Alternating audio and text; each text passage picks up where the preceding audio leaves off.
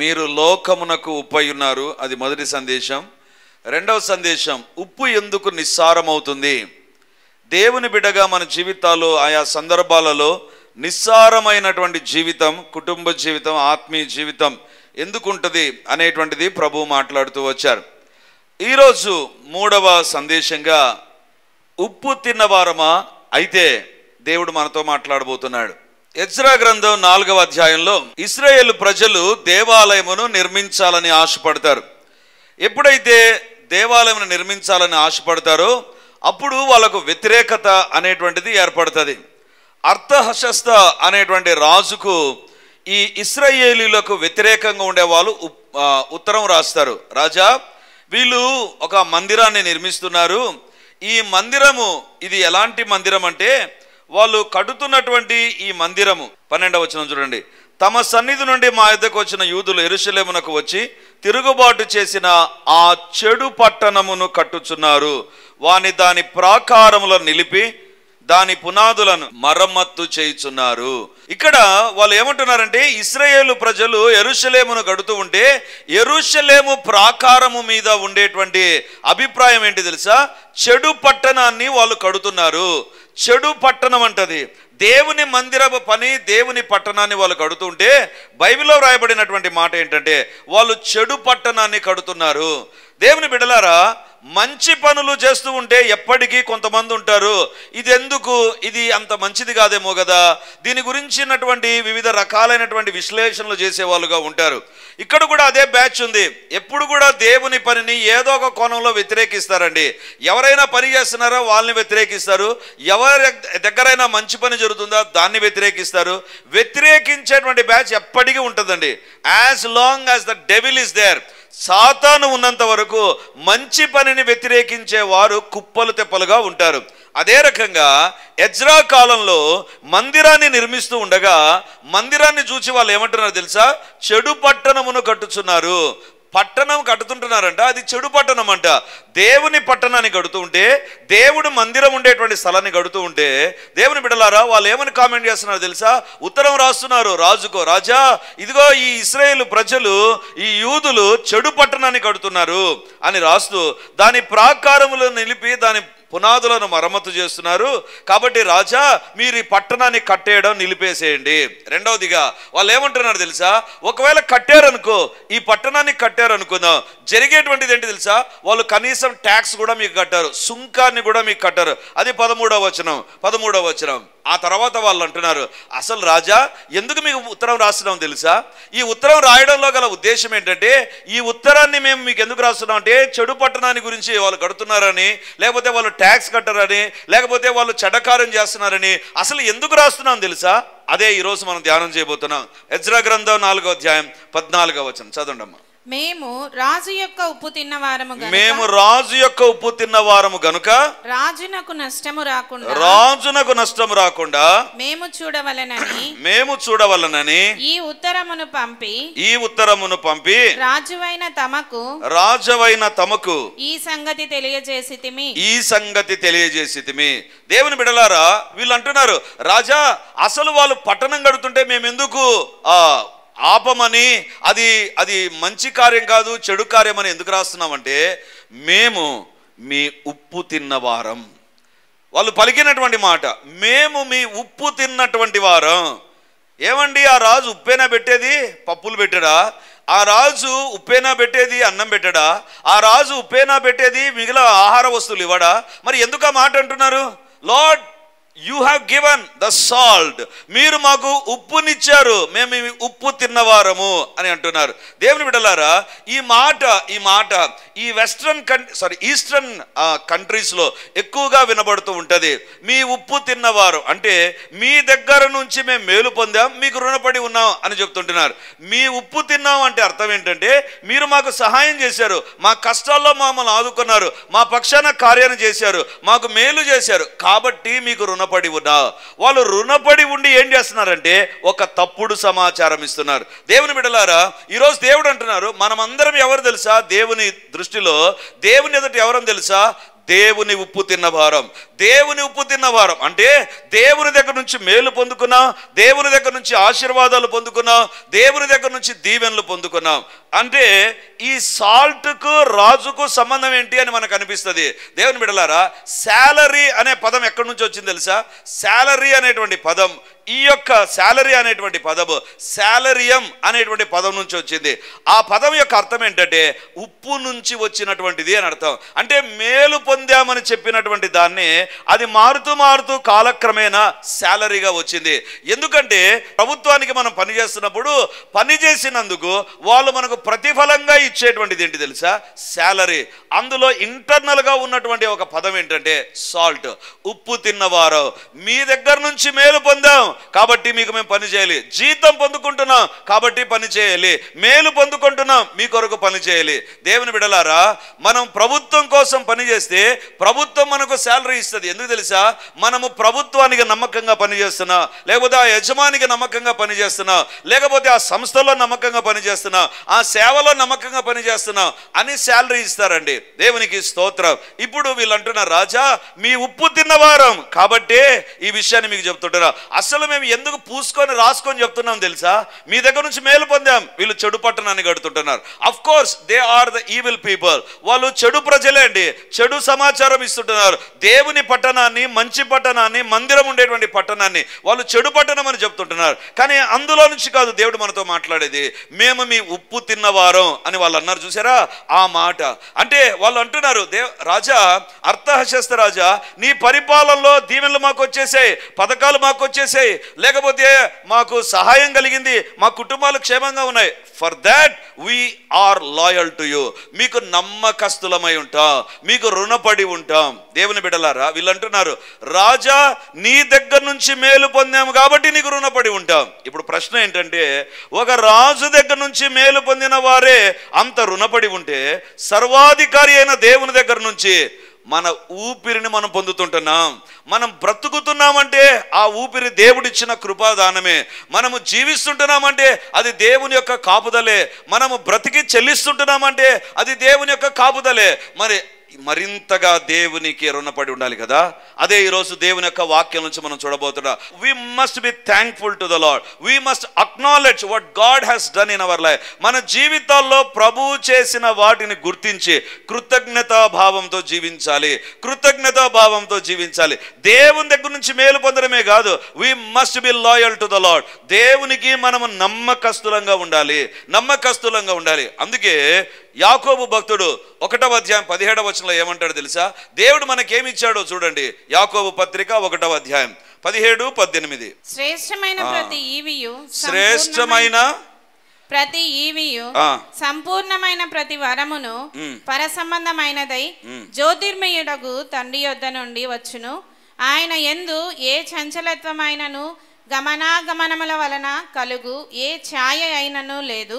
శ్రేష్టమైన ప్రతి ఈవియు సంపూర్ణమైన ప్రతి వరమును పరసంబంధమైనదై జ్యోతిర్మయుడగు తండ్రి యొద్ద నుండి వచ్చును.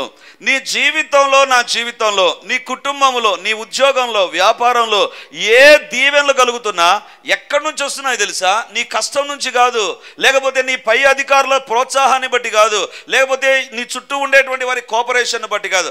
Of course those are there, అవి అక్కడ ఉంటున్నాయి. కానీ వాటికంటే అన్నిటికంటే పైన శ్రేష్టమైన ప్రతి ఈవియు దేవుని యొద్ద నుండి, జ్యోతిర్మయుడగు తండ్రి యొద్ద నుండి వచ్చును. ప్రతి ఈవి ఈరోజు నీ యొక్క శాలరీ నీ అకౌంట్లో క్రెడిట్ అయిందా? దాని వెనక ఎవరున్నారు తెలుసా? దేవుడు ఉన్నాడు. దాని వెనక ఎవరున్నారు తెలుసా? దేవుని యొక్క సహాయం ఉంది. 30 రోజులు రాను పోను దేవుడు నీకు శక్తిని, బలాన్ని ఇచ్చాడు. నీ కుటుంబాన్ని కాపాడాడు. లీవ్ పెట్టకుండా నువ్వు ఆఫీస్కి వెళ్ళడానికి అనుకూలతను దేవుడు దయచేశాడు. లేకపోతే నీ చదువుల్లో సహాయం చేశాడు, నీ అవసరతల్లో సహాయం చేశాడు, నీ యొక్క పోరాటాల్లో ప్రభు సహాయం చేశాడు, అన్నిట్లో సహాయం చేశాడు. అందుకే యాకోబు అంటున్నాడు, ప్రతి ఈవి తండ్రి యొద్ద నుండి వచ్చును, తండ్రి యొద్ద నుండి వచ్చును అని చెబుతూ ఏమంటాడు తెలుసా? ఆయన యందు ఏ చంచలత్వమైనను గమనం వలన కలుగు ఏ ఛాయ అయినను లేదు. ఎందుకు ఆ మాట అంటున్నాడండి? ఎందుకు ఆ మాట అంటున్నాడు? దేవునిలో చంచలత్వం లేదు. చంచలత్వం అంటే మారిపోవడం. మారిపోవడం, మనిషి ఇప్పుడున్నట్టుగా ఉండకుండా మారిపోవడం. ఉదాహరణకు దేవుడు నన్ను ఆరోగ్యవంతునిగా చేశాడు, దేవుడు నన్ను కాపాడు అనుకుందాం. ఇప్పుడు నేను ఏం చేయాలి? దేవునికి నమ్మకంగా ఉండాలి. కానీ నేను ఏదో ఒక పాడు పని చేసి, ఏదో ఒక తప్పు పని చేసి దేవునికి వ్యతిరేకమైనటువంటిది చేస్తే వెంటనే దేవుడు మారిపోయి, సుధీర్ నువ్వు ఇంత వ్యతిరేకంగా నాకు జీవిస్తావా, ఇదిగో నా ప్రతాపం నీ మీద చూపుతున్నాను అని నా పైన కోపగించలా దేవుడు నన్ను కాపాడుతున్నాడు.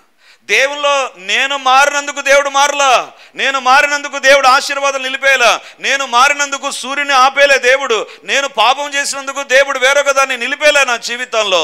దేవుడు చంచలత్వం లేకుండా, మారిపోకుండా దేవుడు కాపాడుతూ ఉన్నాడు, దేవుడు కాపాడుతున్నాడు. వాక్యాన్ని వింటున్నటువంటి దేవుని బిడ్డలారా, దేవుడు నీ జీవితాల్లో ఆశీర్వాదాలు ఇస్తున్న సంగతి మర్చిపోయి ఆశీర్వాదాలు అనుభవిస్తూ, దీవెనలు అనుభవిస్తూ, తిండి తింటూ, ఉద్యోగం చేస్తూ, వ్యాపారాలు చేస్తూ, ఆ ఆశీర్వాదాలు అనుభవిస్తూ we are not loyal to the lord. దేవునికి నమ్మకస్తులంగా లేము. అది దేవుడు ఈరోజు మనతో మాట్లాడుతుంటున్నాడు. వీళ్ళు అంటున్నారు, రాజా నీ ఉప్పు తిన్నావు, అందుకే నమ్మకంగా మీకు ఒక సమాచారాన్ని చెబుతుంటున్నా.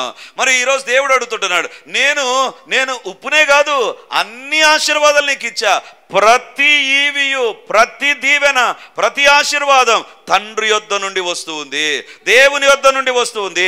మరి ఆ దేవునికి ఎంత నమ్మకంగా మనం జీవిస్తున్నాం, ఎంత నమ్మకంగా జీవిస్తుంటున్నాం? వాక్యం వింటున్నటువంటి దేవుని బిడ్డలారా, ఒకవేళ మీకు అనిపించవచ్చు, మేమే కదా ఉద్యోగం చేసేది, మేమే కదా కష్టపడేది, మేమే కదా పనులు చేసేది, మా జ్ఞానాన్నే కదా మేము ఉపయోగించేది, మా తలాంతులనే కదా మేము ఉపయోగించేది, మేము ఉద్యోగం చేయకపోతే మాకు ఏ రకంగా ప్రభుత్వం ఇస్తుంది? So everything is done by me and I am responsible for my blessings. నా ఆశీర్వాదాలకు నేనే కారణం అనుకుంటున్నారా? అలాగైతే మీరు అర్థం చేసుకోవడానికి ఒక విషయాన్ని చెప్తాను. ఒక అబ్బాయి ఉండేవాడంట.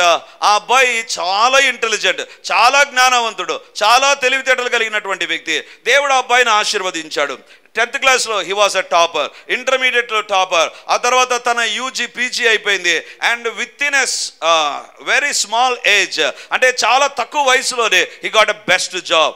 ఆ బెస్ట్ జాబ్తో పాటు ఆ యొక్క తల్లి ఎప్పుడు చెప్పేది, నాయనా దేవుని దగ్గరికి రా, ప్రార్థన చేసుకో, బైబిల్ చదువు. భలే చెప్తావులే మమ్మీ, ఏం మాట్లాడతాను, నీకు చాదస్తాం, దేవుడు అంటే విపరీతమైన పిచ్చి, భక్తి భావాలు ఎక్కువ నీకు, ఎందుకు మమ్మీ, ఎక్కడున్నాడు దేవుడు అని విత్తండవాదం చేస్తుండే. లేదు నాయన, దేవుడే మనల్ని దీవించేదంటే అస్సలు వినేవాడు కాదు. దేవుడు లేడు, ఏం లేడు, నీ పిచ్చి కాకపోతే ఎక్కడున్నాడు దేవుడు, చూపి నాకు అని అడ్డదిడ్డంగా వాదించే వ్యక్తి. ఒకరోజు ఆ అబ్బాయి అనుకున్నాడు, నాకు మొట్టమొదటి శాలరీ వస్తుంది, I'm going to be blessed with the best salary. ఈ నెల రోజులు పనిచేసేందుకు శ్రేష్టమైన జీతం నాకు రాబోతుంది. సో ఏం చేద్దాం, జీతం వచ్చిన తర్వాత ఆలోచన చేశాడు. అబ్బాయి చదువులోనే కాదు, జ్ఞానం, వంటలు చేయడంలో కూడా మనోడు సూపర్ అనుకున్నాడు. మార్కెట్కి వెళ్ళి శ్రేష్టమైన వస్తువులని కొనుక్కొని, నాకు నచ్చినటువంటిది బిర్యానీ కావాలి, ఏది కావాలంటే చేసుకుందాం, లక్షణంగా కూర్చొని ఎంత కావాలంటే నా తిందాం అనుకున్నాడు. మరుసటి రోజు ఉదయాన్నే మార్కెట్కి వెళ్ళిపోయాడు. జీతం వచ్చిన తర్వాత అన్ని కొనుక్కున్నాడు, అన్ని తెచ్చుకున్నాడు. అద్భుతంగా వంట వండి ప్లేట్లో అన్నీ సర్వ్ చేసుకున్నాడు. గుమాయిస్తుంటున్నాయి. మామూలు ప్లేట్ కూడా కాదు, పెద్ద ప్లేట్ పెట్టుకుని అన్ని ఐటమ్స్ చేసుకున్నాడు. అనుకున్నాడు, కళ్ళు మూసుకొని, మా అమ్మ చెప్తుంది దేవుడు ఉన్నాడంట. ఏడున్నాడు దేవుడు? ఉద్యోగానికి పోయింది నేను, 30 రోజులు పనిచేసింది నేను, నా కష్టానికి నా కంపెనీ వాళ్ళు మెచ్చుకొని నాకు జీతం ఇచ్చారు, నన్ను చూసి ఇచ్చారు. అసలు దేవుడు ఎక్కడున్నాడు? పని చేసింది నేను కదా, ఉద్యోగం చేసింది నేను కదా, కష్టపడింది నేను కదా, జీతం వచ్చింది నాకు కదా, దేవుని కాదు కదా, నాకే కదా జీతం వచ్చింది. సరే, ఒకవేళ దేవుడే జీతం ఇచ్చాడు అనుకున్నాం. ఈ వంటలు చేసుకోవడానికి సామాన్లు కొనుక్కొని వచ్చింది ఎవరు? నేనే కదా. సామాన్లు తెచ్చుకునేది నేనే కదా, కట్ చేసింది నేనే కదా, వండుకునేది నేనే కదా. ఇప్పుడు ఈ అద్భుతమైన స్మెల్ వస్తుంది నేనే కదా అని కళ్ళు మూసుకొని, దేవుడు అంట ఎక్కడున్నాడు? అసలు దేవుడు ఎక్కడున్నాడు? దేవుని దగ్గర నుంచి జీతాలు వస్తాయా? దేవుని దగ్గర కరెన్సీ ఉందా? మా అమ్మ చెప్తుంది పరలోకం అని, పరలోకంలో డబ్బు ఉందా? ఏం మాట్లాడుతుంది? దేవుడు అంట ఎక్కడున్నాడు అని కళ్ళు తెరిస్తే ఆ ప్లేట్ అక్కడ లేదు. ఆ ప్లేట్లో ఉండే ఐటమ్స్ అన్నీ, ఆ ప్లేట్ మొత్తము ఎదురుగా ఒక కుక్క పెట్టుకొని తింటూ ఉందంట. అప్పుడు ఆకాశం నుండి ఒక స్వరం వినబడుతుంది, నా కుమారుడా, నీ ప్లేట్లో ఉండే అన్నం నీ నోట్లోకి పోవాలంటే నా పర్మిషన్ కావాలి. Without me you cannot even eat what is there in front of you. నీ దగ్గర ఉన్న దాన్ని నువ్వు తినలేవు. అందుకే యాకోబు అంటున్నాడు, శ్రేష్టమైన ప్రతి ఈవియు పరసంబంధమైనదై జ్యోతిర్మయుడగు తండ్రి యొద్ద నుండి వచ్చును. మరి ఆ తండ్రికి ఎంత నమ్మకంగా మనం జీవిస్తున్నాం, ఎంత నమ్మకంగా జీవిస్తుంటున్నాం. ఇది నాన్న మన కుటుంబాల్లో ఆయా ఆశీర్వాదాలు, ఆయా దీవెనలు, ఆయా రకమైన దేవుని కాపుదల, భద్రత, క్షేమాన్ని దేవుడు ఇస్తుండగా వీఆర్ ఎంజాయింగ్ దాట్, దాన్ని అనుభవిస్తుంటున్నాం. వీళ్ళు అంటున్నారు, ఈ యూదులకు వ్యతిరేకమైన ఈ ప్రజలు అంటారు, రాజా నీ ఉప్పు తిన్నాం కాబట్టి నీకు ఒక సహాయం చేస్తున్నాం. ఈరోజు దేవుని ఆశీర్వాదాలు సమృద్ధిగా అనుభవిస్తుంటున్నాం, సమృద్ధిగా అనుభవిస్తున్నాం. How loyal we are to the lord. ఎంత నమ్మకంగా దేవునికి ఉంటున్నాం. అందుకే ఆ టైటిల్ పెట్టాను, ఉప్పు తిన్నవారమా అయితే, దేవుని దగ్గర నుంచి మేలు పొందిన వారమా అయితే దేవునికి అంత నమ్మకంగా ఉన్నాం. దేవుని దగ్గర నుంచి ఉపకారాలు, ఆశీర్వాదాలు, దీవెనలు, కాపుదల, salaries, increments, protection, blessings, what not, everything we are receiving. మనం మారిపోతున్నాం దేవుని దగ్గర. ఈ రోజు ఉన్నట్టుగా రేపు ఉండం, ఈ రోజు ఉన్నట్టుగా రేపు భక్తి ఉండదు, ఈ రోజు ఉన్నట్టుగా రేపు ఉండదు, మారిపోతున్నాం. కానీ దేవుడు మారలా. ఒకవేళ దేవుడు మారి ఉంటే ఇక్కడ మనం ఉండేవారం కాదు. మన జీవితాల్లో కొరత ఉండేది, కొదవ ఉండేది, కొట్టగలాడేవారు మనం. కానీ దేవుడు మన జీవితాల్లో కృప చూపించాడు. దేవుని బిడ్డలారా, ఈరోజు దేవుడు మనతో మాట్లాడే మాట ఏంటంటే, నేను ఇంతగా మిమ్మల్ని దీవిస్తుండగా ఎంత నమ్మకంగా నాకున్నారు, ఎంత నమ్మకంగా నా ఎదుట కనబడుతున్నారు. I'm blessing you, I'm protecting you, I'm taking care of you. మీ తల వెంట్రుకలన్నీ లెక్కించానే, మీ యొక్క అడుగులు నేను చూస్తుంటున్నానే, మీరు కూర్చోవడం లేవడం నేను గమనిస్తుంటున్నానే. Then how faithful you are to me. నాకు ఎంత నమ్మకంగా మీరు జీవిస్తున్నారు. దేవుని బిడ్డలారా, ఈరోజు ఆశీర్వాదాల్లో తునతూగుతూ బిజీ అయిపోయామేమో, కానీ దేవునికి నమ్మకంగా జీవిస్తున్నామా? అలాగైతే ఏ విషయాల్లో దేవునికి నమ్మకంగా జీవించాలి? మత్తయి సువార్త 6వ అధ్యాయం 24వ వచనం. Matthew chapter 6 verse 24. ఎవడును ఇద్దరు యజమానులకు దాసుడుగా నుండనేరడు. అతడు ఒకని ద్వేషించి ఒకని ప్రేమించును, లేదా ఒకని పక్షముగా నుండి ఒకని తృణీకరించును. మీరు దేవునికిని సిరికిని దాసులుగా నుండనేరరు. ఇక్కడ దేవుడు అంటున్నాడు, if we are loyal to God, మనం దేవునికి నమ్మకంగా ఉంటే, దేవుని ఉప్పు తిన్న వారమైతే, దేవుని దగ్గర నుంచి శ్రేష్టమైన ఈవులు, ఆశీర్వాదాలు మనం పొందిన వారమైతే, number 1, how we are looking at God. దేవుని వైపు ఎలా చూస్తుంటున్నాం? ఇక్కడ దేవుడు అంటున్నాడు, ఎవడును ఇద్దరు యజమానులకు దాసుడుగా ఉండనేరడు. దేవుని బిడ్డలారా, చర్చిలోనికి వచ్చిన తర్వాత దేవుడు, చర్చిలో దేవుని వాక్యం, చర్చిలో దేవుని పాటలు, చర్చిలో దేవుని విషయాలు, బయటికి వెళ్ళిన తర్వాత మన యజమానుడు ఎవరు? మన యజమానుడు ఎవరు? మన ఫ్రెండ్స్ దగ్గర మన యజమానుడు ఎవరు? పాపిస్టి జోక్లేసే మన ఫ్రెండ్స్ దగ్గర మన యజమానుడు ఎవరు? పాపిస్టి కార్యాల గురించి డిస్కస్ చేస్తూ ప్లాన్ చేసే వ్యక్తులు ఎదుట మన యజమానుడు ఎవరు? యజమానుడు ఎవరు? If you are loyal to your God, you will not be with the evil people. దేవుని యొక్క వాక్యం చెప్తుంది, ఎవడును ఇద్దరు యజమానులకు. యజమానుడు అంటే ఒకడే ఉండాలి. యజమానుడు అంటే ఒక్కడనే యజమానుడు అంటాం. నా యజమానుడు అనేటువంటిది పదం ఒకరికి సంబంధించిందే. కానీ దేవుని బిడ్డల జీవితంలోనికి ఇద్దరు వచ్చేస్తారు. ఒకటి అవసరానికి దేవుడు ఉంటాడు, ఆ తర్వాత సాతాను సంబంధికులు, సాతాను లక్షణాలు, సాతాను సంబంధమైన స్థితిగతులు. దేవుని బిడ్డలారా, ఈరోజు దేవుడు మనతో మాట్లాడుతుంటున్నాడు, ఎవడును ఇద్దరు యజమానులకు దాసుడుగా ఉండనేరడు. ఈరోజు నువ్వు దేవునికి నమ్మకంగా ఉంటే, నీవు దేవుని దగ్గర నుంచి ఆశీర్వాదాలు పొందుతూ ఉంటే, దీవెనలు పొందుతుంటే, you will be faithful to your God and your God will be your only master. దేవుడు మాత్రమే నీ యజమానుడుగా ఉంటాడు, ఇంకొకరిని యజమానుడుగా ఉండరు. ఈ దినాల్లో యజమానులు ఎవరు తెలుసా? నీ డబ్బే నీ యజమానుడు అయిపోతారు. డబ్బు కోసం ఏమైనా చేస్తాం, డబ్బు కోసం దేవుని విడిచిపెడతాం, డబ్బు కోసం చర్చి గారు కొడతాం, డబ్బు కోసం ప్రార్థనలు ప్రక్కన పెడతాం, డబ్బు కోసం కక్కుర్తిపడి ఏదైనా చేస్తాం. అలాగైతే నువ్వు దేవునికి నమ్మకంగా లేవు, దేవునికి నమ్మకంగా లేవు, దేవునికి నమ్మకంగా లేవు. దేవుడు అడుగుతుంటున్నాడు, నీవు దేవుని ఉప్పు తిన్న వ్యక్తివైతే నీకు దేవుడు యజమానుడా, డబ్బు కూడా యజమానుడా? దేవుని తర్వాత డబ్బు ఉండాలి, దేవుని స్థానంలోనికి డబ్బు రాకూడదు. దేవుని ఏ చర్చికి రాలేదు ఈరోజు, ఆ యొక్క బిజినెస్ ఉన్నింది. దేవుని బిడ్డలారా, దేవుడు అంటాడు, ఆ బిజినెస్ చేయడానికి నీకు ఆయుష్నిచ్చింది ఎవరు? ఆ బిజినెస్ చేయడానికి అవసరమైన జ్ఞానం ఇచ్చింది ఎవరు? నాకు అనిపిస్తుంది, ఒకవేళ దేవునికి పిచ్చి కోపం వచ్చి ఒక్కసారి మన బ్రెయిన్ ఆఫ్ చేసాడు అనుకో, ఏమైపోతుంది? పని కాదు, చెత్త కుప్ప పైన కూర్చుంటాం పోయి పిచ్చోళ్ళమై. దేవుడు అలా చేయడంలా. దేవుని ఉప్పు తిన్న వారమైతే నీకు ఒకడే ఒక యజమానుడు ఉండాలి. ఈరోజు ఏమైనా డబ్బు నీ జీవితంలోకి వచ్చిందా? డబ్బు కోసం ఏమైనా కక్కుర్తిపడి చేసేటువంటి వ్యక్తిగా ఉన్నావా? దేవుడు అంటున్నాడు, ఇద్దరు యజమానులకు నువ్వు దాసుడుగా ఉండలేవు. రెండవదిగా, ఏది మనిషిని చాలా ప్రభావితం చేస్తుందంటే, ప్రజలు నన్ను మెచ్చుకోవాలి, ఈ అక్క ఈ అన్న సూపర్ అని చెప్పడానికి ఎంతకైనా దిగజారుతాం మనం, ఎంతకైనా. అంటే మెప్పు అనేటువంటిది ఒకటి ఉంటుంది, అది నీ యజమానుడుగా ఉంటుంది. నన్ను మెచ్చుకోవాలి, వీళ్ళు నన్ను మెచ్చుకోవాలి, నన్ను మెచ్చుకోవాలి. ఈ తలంపుతో ఏం చేస్తాం తెలుసా? దేవునికి గుడ్ బై చెప్తాం. చాలే ప్రభా, చాలా రోజులు వచ్చాను నీ దగ్గరికి, నేను పోకపోతే వాళ్ళు ఏమనుకుంటారో, వాళ్ళ దగ్గర నాకు మంచి పేరు రావాలి, వాళ్ళ దగ్గర నాకు మంచి పేరు రావాలి. We will say no to the Lord. If your master is your God, then you will give utmost priority to him. ఆయనకు అత్యధికమైన ప్రాధాన్యతనిస్తాం కదా. అత్యధికమైన చర్చిలో సెల్ ఫోన్కు రెస్పాండ్ అవుతారండి. చర్చిలో ఉండేది దేవుని సన్నిధానంలో, చర్చిలో నుంచి బయటికి వెళ్ళి సెల్ ఫోన్ మాట్లాడు. ఎంత ఇద్దరు యజమానులకు దాసులు కాదు అది. అంటే దేవుని సన్నిధానం ఉంటున్నావు, and you are giving importance a person who is no way concern with your blessing. నీ ఆశీర్వాదాలకు ఏమాత్రం సంబంధం ఉండదు అతనికి. కానీ ఏదో ఒక కాల్, దానికోసం you will leave the presence of God and you will talk to him. దేవుడు అనుకుంటాడు, నీకు ఇద్దరు యజమానులు ఉన్నారు, ఉప్పు తింటున్నావు కానీ నమ్మకంగా లేవు. డబ్బు విషయంలో ఏ రకంగా ఉన్నాం? గుర్తింపు లేదా ప్రజల దగ్గర మంచి పేరు కోసం దేవుని విడిచిపెడుతున్నామా? మూడవదిగా, మనిషిని ప్రభావితం చేసే యజమానుడు ఎవరు తెలుసా?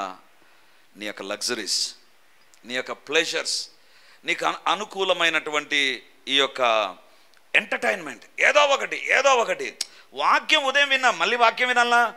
సాయంత్రం ఎక్కడికి పోదాం? శిల్పారామం. సాయంత్రం ఎక్కడికి పోదాం? అక్కడికి పోదాం. దేవుని బిడ్డలారా, సోమవారం పోము, ఎందుకు? ఉద్యోగం ఉంటుంది. ఆదివారమే ఎగరగొట్టవచ్చు, ఎందుకు తెలుసా? దేవుడు ఉద్దరుకున్నాడు కదా, దేవుడు అర్థం చేసుకుంటాడులే. I'm not against entertainment. నేను మీరు కుటుంబంగా వెళ్ళి విహరించడాన్ని నేను వ్యతిరేకించను. But there are alternative times. దానికి ప్రత్యామ్నాయ సమయాలు ఉంటున్నాయి. దేవుడు నిన్ను కాపాడుతుండగా, దేవా నీ దగ్గరకు వస్తాను మొక్కుకున్న తర్వాత దేవుని దగ్గరకు రావాల్సినవు, అక్కడికి పోయి సాధించేదంటూ ఏముండదు. ఇది నా మనిషి కోరుకుంటున్నాడు. దేన్ని తెలుసా? ఇద్దరు యజమానులు. ఒకటి డబ్బు, రెండవదిగా ప్రజల మెప్పు, మూడవదిగా something should be there to entertain me. ఏదో ఒకటి ఉండాలి. ఎప్పుడు కడపలోనే ఉంటావు, ఏం భర్తవు నువ్వు, బయటికి తీసుకుపోదావు మమ్మల్ని అనే భార్యలు లేరా? జాగ్రత్త. Don't sacrifice God. దేవుని ప్రక్కన పెట్టే ఎంజాయ్ చేయడం సాతాను చేతులకి నిన్ను అప్పగించుకోవడమే.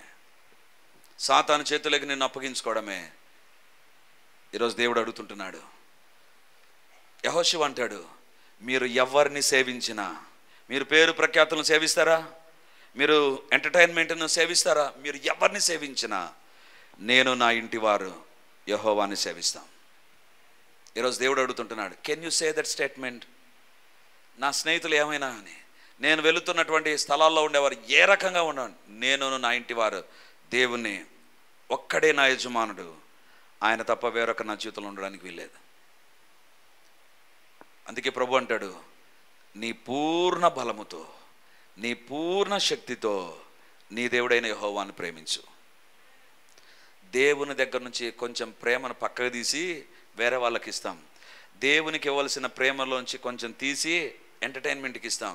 దేవుని దగ్గర మనం చూపించాల్సిన ప్రేమ, ఆ ప్రాధాన్యతను తీసి ఇంకో దానికి ఇచ్చేస్తాం. అయినా మనం అంటాం, దేవుడు నా దేవుడు. దేవుడు అంటాడు, యు ఆర్ హ్యావింగ్ 2 మాస్టర్స్. నీకు ఇద్దరు యజమానులు ఉన్నారు.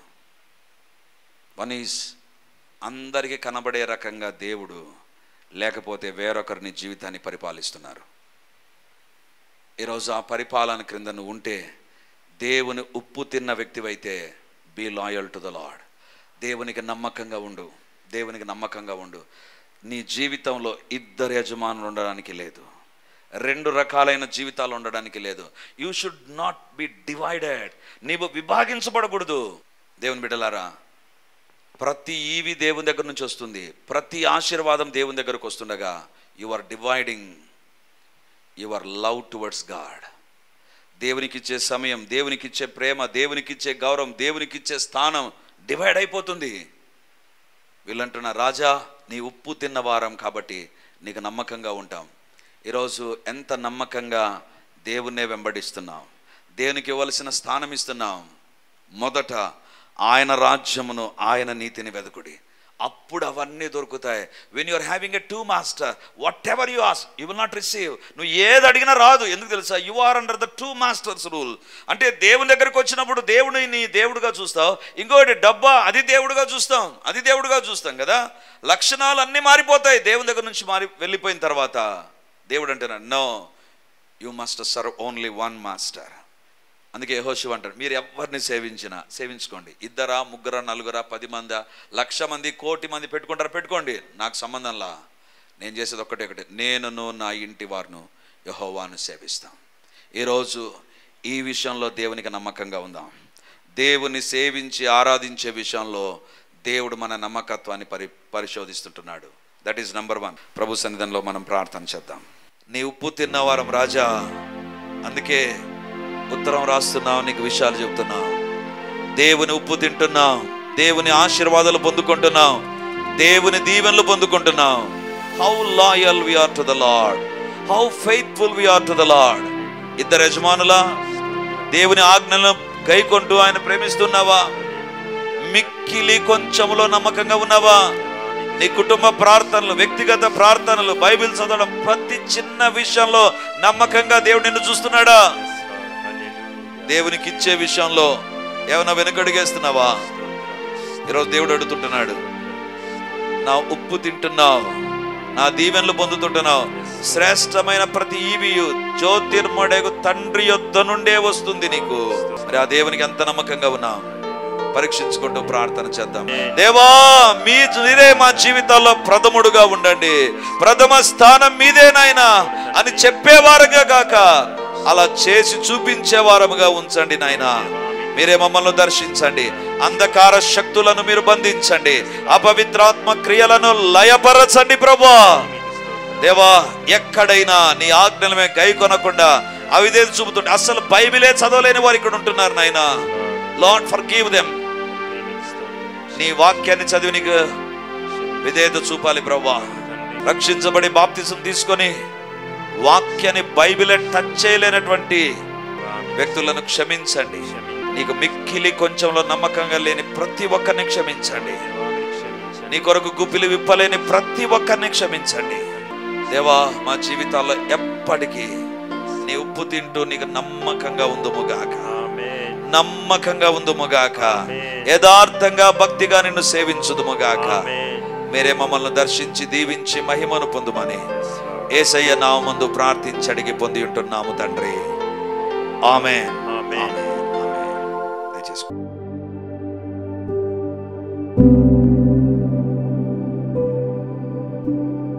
Praise the lord. యేసుక్రీస్తు పరిశుద్ధ నామమున మీ ఒక్కొక్కరికి మా వందనాలు తెలియజేస్తుంటున్నాను. రిడీమర్ చర్చిలో మొదటి ఆరాధన 8 గంటలకు ప్రారంభమవుతుంది, రెండవ ఆరాధన 10 గంటలకు ప్రారంభమవుతుంది, మూడవ ఆరాధన సాయంత్రం 7 గంటలకు ఉంటుంది.